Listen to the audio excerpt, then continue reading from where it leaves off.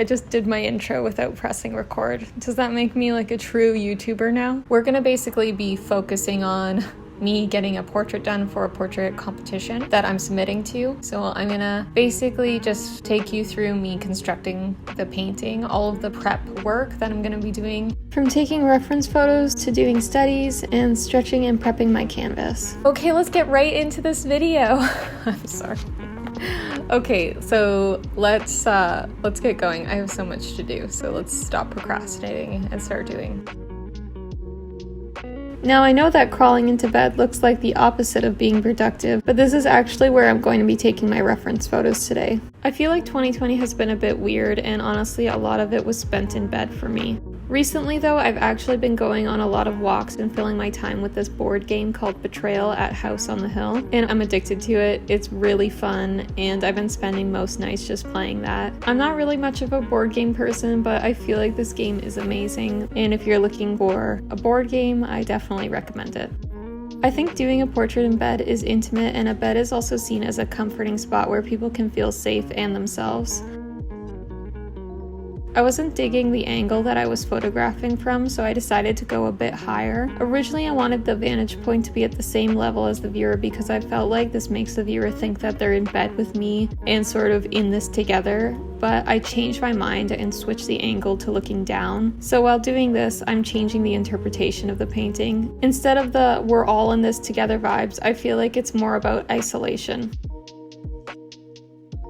Okay, so I just went through all of the photos that I took, and there actually is a few I really like, so I'm going to just start making some sketches. I'm going to set everything up. I'm probably just going to do something with watercolor or watercolor pencil crayon because I find that's just the easiest way for me to just come up with ideas and quickly start sketching and stuff like that. So I'm gonna do that in my sketchbook, and yeah, let's set it up.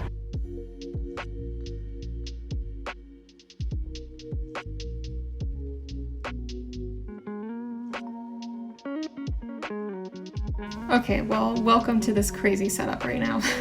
I kind of wanted to do something different and just talk and draw, so I hope you're here for it. I feel like I just haven't been at my best lately because I've been thinking a lot about like the current state of the world and how people are doing, you know? Toronto's in stage 2 lockdown again. I mean, I feel like a lot more businesses have closed since going back into stage 2, which is sad. So basically it just means not a lot is open right now. Restaurants can only serve people outside, which sucks. I don't know, I just have been feeling really bad for people, so I just feel like I haven't really been able to do much like the past few days. I've just been feeling down, and I know everyone else is in the same boat as me, so it's not like I'm in this alone or anything like that. It's not what I'm saying.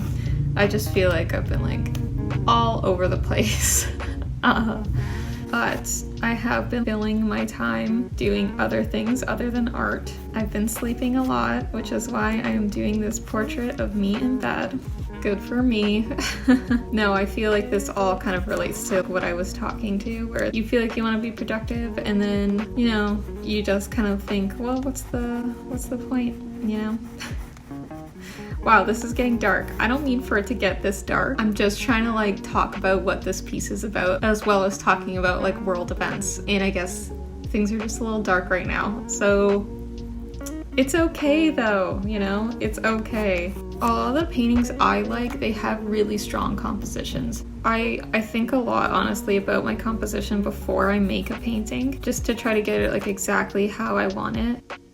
I actually think less about color and more about composition, which I feel like most people would probably think that that's not true, but it's true. I kind of usually think about color as I'm making the painting, or I'll have like a rough idea of what I want the colors to be. I think color, it's like a good mood expressor, but I mostly probably think about the composition. I actually like really like looking at, I don't watch a lot of movies, but when I do, I like looking at how people have composed shots and stuff like that. I think that's like super interesting. Yet my shot here isn't very composed, is it? Well, I tried. There's a few things I think I want to change. I didn't realize that the shirt that I'm wearing basically blends in with the blanket, and I don't know if I like that or not. Could be interesting, but could also look like I'm basically wearing a Snuggie or something. I don't want to be wearing that Snuggie. So I think maybe I might change what my shirt looks like a little bit. Yeah, let's get to drawing because I think I'm getting distracted talking.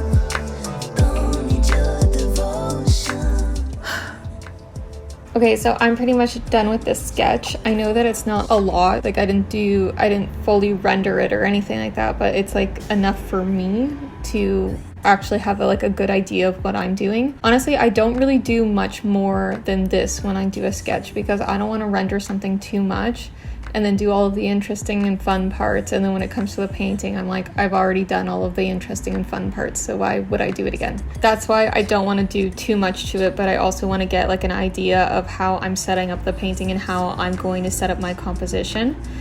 This to me is good. So I'm gonna move on to stretching canvas and just prepping that. So let's do it. So a few things you're gonna need before you start is a staple gun.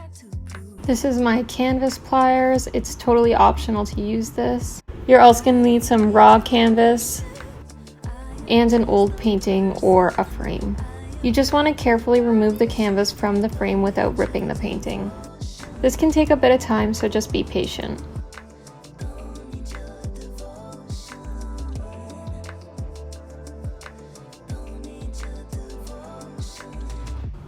After that, you'll be left with an empty frame that you can start stretching on. Next, you're going to take the raw canvas and place the frame on top of it. You want enough room so that the canvas covers the frame. Once you've measured that, you can then tear your canvas.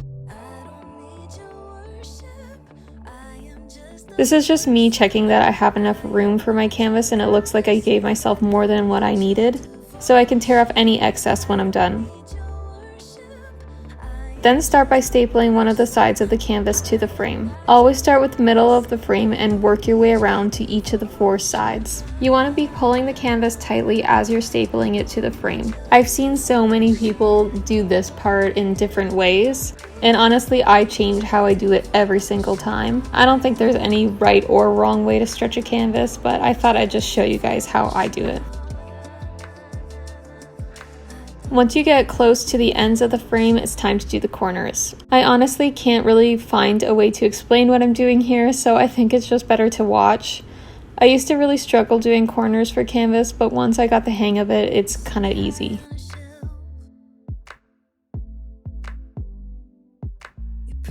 Then staple down any excess fabric from the corners.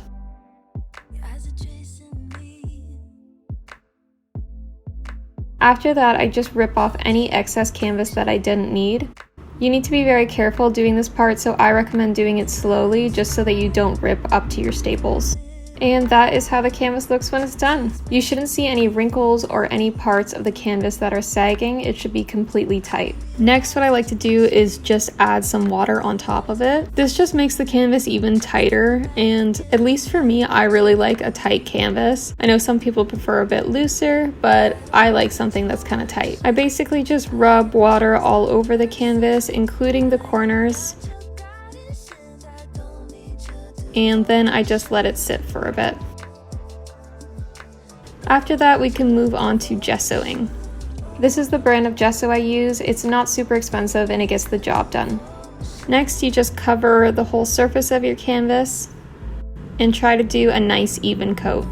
I know here that I'm using a really small brush to gesso a large area, but my other gesso brush got really hard, so I just started using this brush, but I would definitely recommend using something bigger. This is how I do the edges of my canvas. After it's dry, I do 2 more coats of gesso and then I'm done.